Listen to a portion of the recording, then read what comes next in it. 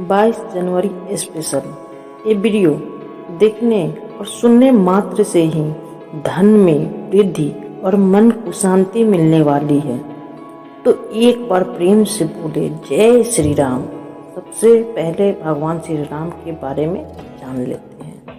भगवान श्री राम के बारे में हर किसी को पता है, पर इसमें जो मैं बता रही हूँ शायद किसी को पता ना हो, तो वीडियो को अंत तक जरूर देखें। श्री राम ब्रह्मा जी के पुत्र दरिची के पुत्र महर्षि कर्म कश्यप के वंश से सूर्य वंश हुआ।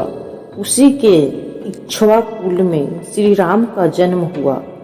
इन्हें रामचंद्र भी कहते हैं। रामायण के अनुसार महाराज दशरथ और रानी कौशल्या के सबसे बड़े पुत्र सीता के पति एवं लक्ष्मण भरत और शत्रुघ्न के भ्राता थे।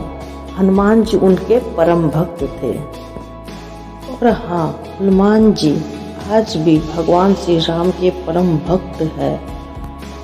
भगवान श्री राम मर्यादा, करुणा, दया, सत्य, सदाचार और धर्म के मार्ग पर चलते हुए राज किए।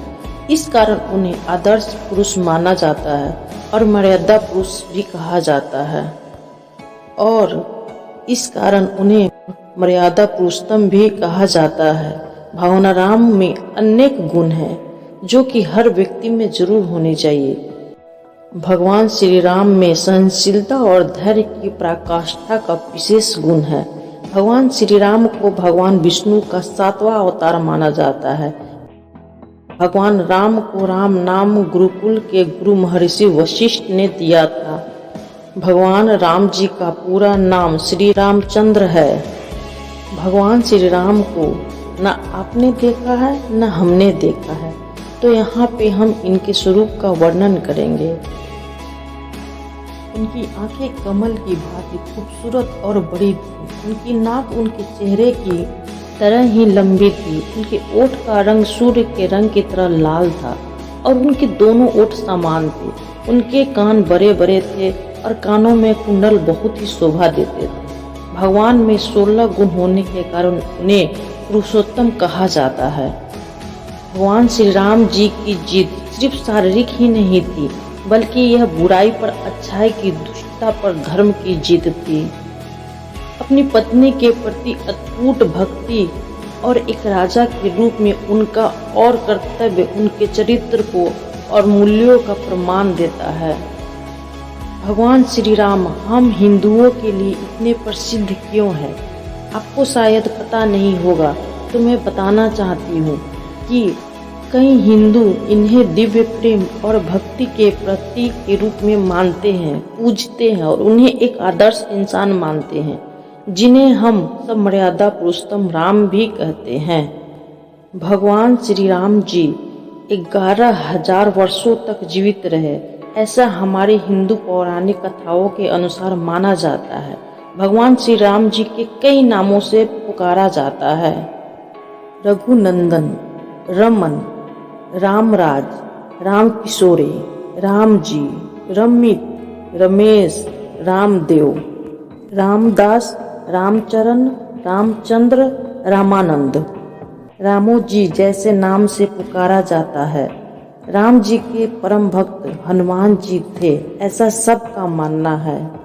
लेकिन हनुमान जी के अलावा उनके कई ऐसे भक्त थे जो उनके खास करीब रहे।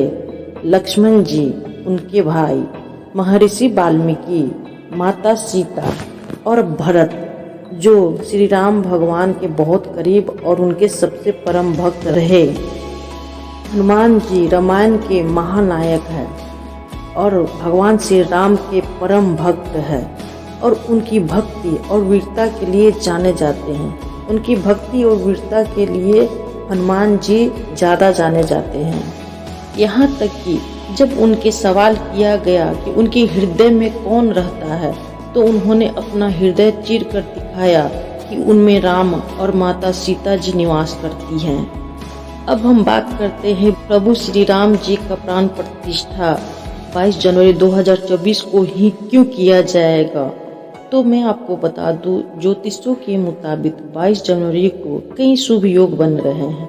इस दिन 3 शुभ योग बन रहे हैं। अभिजीत मुहूर्त, सर्वदा सिद्ध योग, अमृत सिद्धि योग और रवि योग।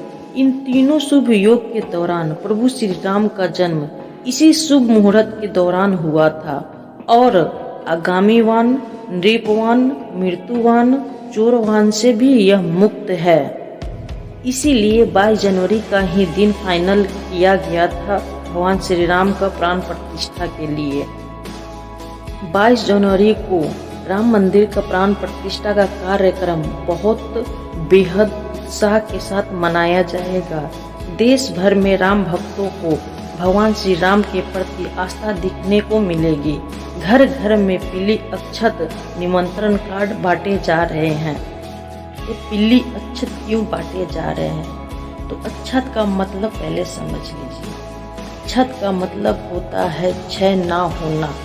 भगवान श्री राम जो अक्षत दिया जा रहा है सनातन होने का प्रतीक है। श्री राम को पसंद थे दही भात। तुलसीदास जी ने भगवान राम को देखा है खाते हुए, इसलिए इन्हें महाप्रसाद भी कहा जाता है। इसीलिए अक्षत न्योता के रूप में दिया गया है। पुराने जमाने में भी लोग अक्षत के माध्यम से लोगों को शादी ब्याह या अन्य शुभ कार्यों में निमंत्रण दिया जाता था।